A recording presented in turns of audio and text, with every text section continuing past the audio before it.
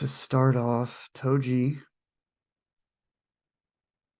is essentially a fictional computer company. Um, well, not exclusively computer. Tojiba CPU Corp is the, branch that handles computers and whatnot. But Tojiba multinational group is the greater company. And it's gone through a range of products now. The Toji 100 personal computer, and then the Disk Buddies, which software for the computer.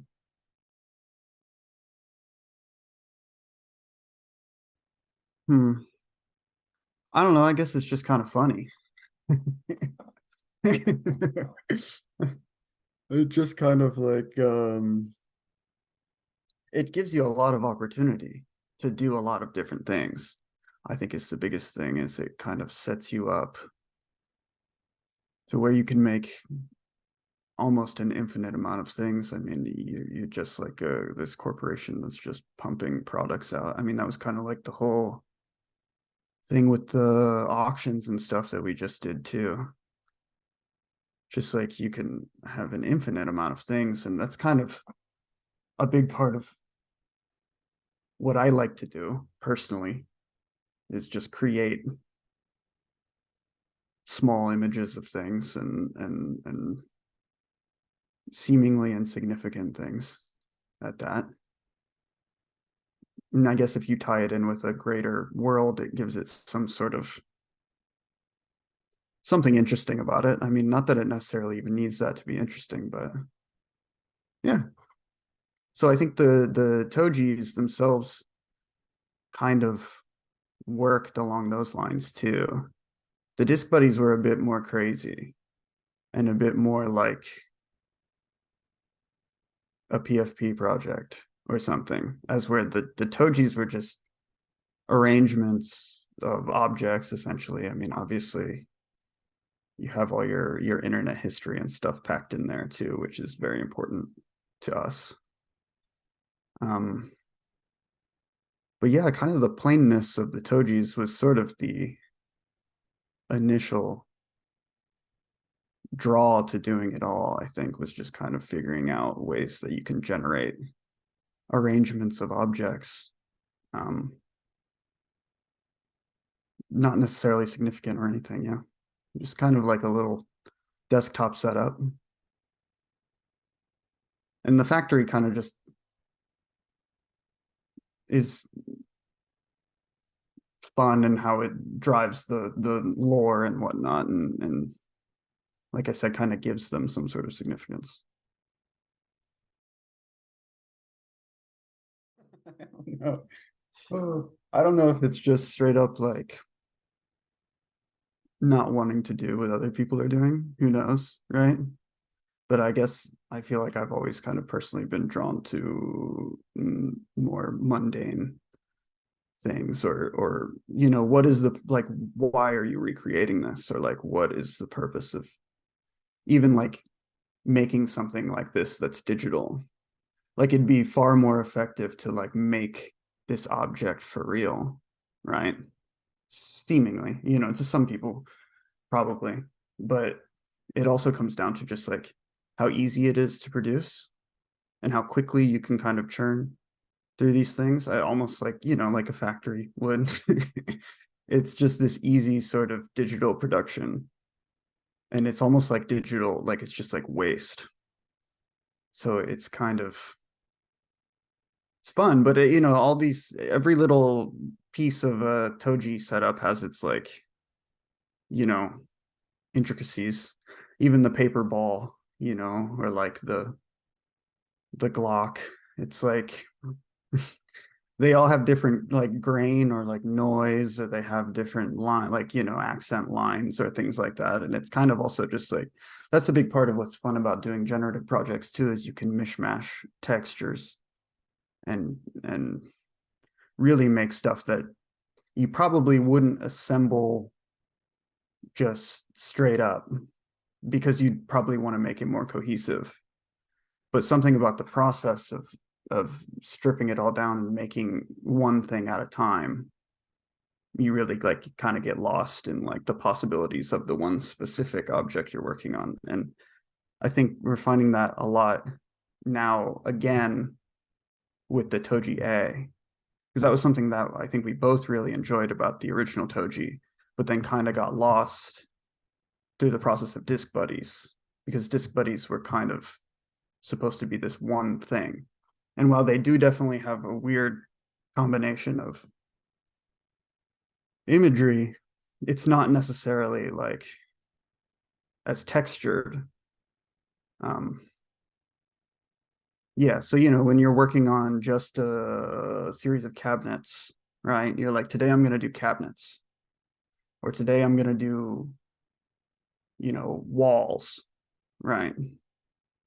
You just start to really think about like all the different ways a wall can look, or like what it means, and then you have like the obviously freedom to do anything you want when you're doing something digital.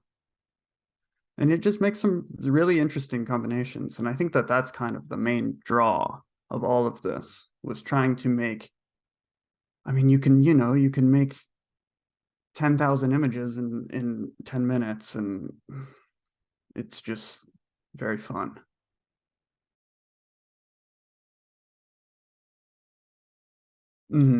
Which was a big thing, yeah, with the buddies, was like, how much can we do? Like, how far can you push it? And then I think trying with Toji A to like reel it back a bit, but then still have like a great variety, but also try and recapture some of that plainness of the original product. And yeah,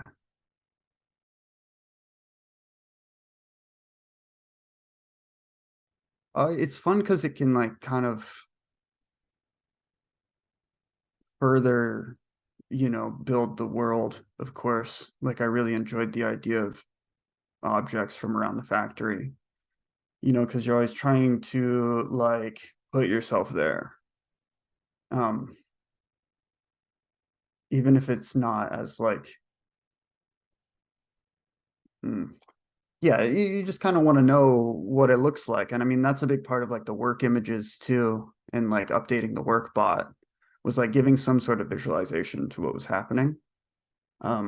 Just because what does it look like? Like, how is this? Like the Toji factory is like more than a factory, obviously. It's like a compound, with a farm and a sulfur mine. And it's like how it's like basically a country or something. And so, what are these different objects you find lying around, and how can you pawn them off on other people in order to like, clean up your factory and stay productive? Yeah, so that, and then the pieces for the Yeche show are like almost imagining like a truck, like a kebab truck, which sits in the parking lot, or in like the the where like the bus yard or whatever, where people go for lunch, and you've got your two combos and nothing else. You can either get your two or your 22. Yeah, it's just furthering the world, and like once again just like kind of exploring all the different possibilities, like what is possible. Because if you think of Tojiba as like a company that has its hand in like a bunch of different baskets or whatever.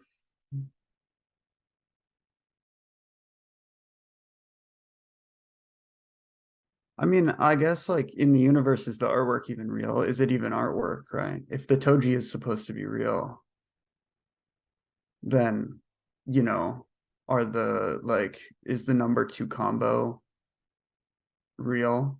Like, are you purchasing an image that of like, the combo image, or are you purchasing the actual combo? Right. And I guess, I mean, yeah, I don't know. I guess the way I look at it with Toji is that none of it is like if you're following the universe, then none of it's art. But if you're just looking at it, then I guess, you just have images, right? Right. Like, because, can you really have Tojiba without accepting that the Toji 100 you know, is real, has to be real, right? And the disc buddies have to be alive. And yeah. So I guess, Michael doesn't make the art though, no. To answer that question.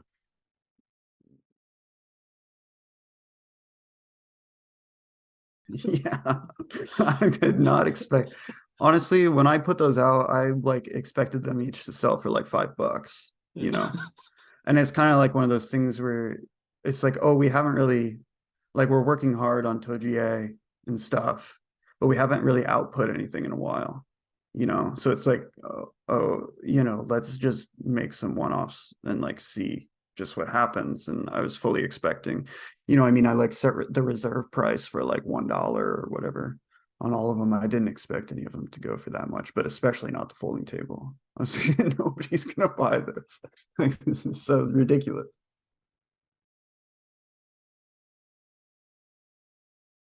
Yeah, I mean, maybe. But I feel like that's more just something that's probably always been there with people, and it's just not something they really get to engage with all that often, right? Especially not in this context, because in the NFT world, everything is like you said, everything is like very kind of like significant looking. Everything kind of stands in this weird, I mean, you have a lot of anthropomorphic, things, or like a lot of like, I don't know, everything's very big. So I feel like that interest is there for a lot of people, and that's kind of why they enjoy Toji to begin with. I mean, there's kind of a weird thing where it's like, did you, like when you came into it too, if you came in Toji time or if you came in at Buddy time, and kind of like what you expect from future projects, I guess, maybe. But yeah, I think it's always been there for people, probably the ones who are here and like enjoying it. I mean, it's funny, right? It has that going for it for sure. I don't know. It's kind of weird. It's kind of hard to place it because sometimes it's all over the place. But most of the time, I'd say it's probably pretty dry. Um, Sometimes it can. I mean, it's absurd as well. But it's sometimes. I mean, yeah. It's kind of a balance of both, I guess. Sometimes I wonder if we get mixed up too heavily with like something super absurd, and then wonder if like that's what's expected, right? Is to like push this absurdity further. And not that it's not a problem or anything. I just, I do wonder how other people see it. Because I see something like the folding table as very funny, or the paper ball, or the, tic tacs, right? Um, yeah, yeah.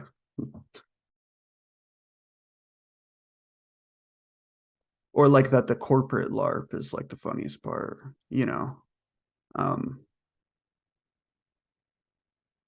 which I'm not very like I personally am not very good at. I'm really hard. I find that really hard for me to keep up with it. But other people here are really good at that. So I leave that to them mostly.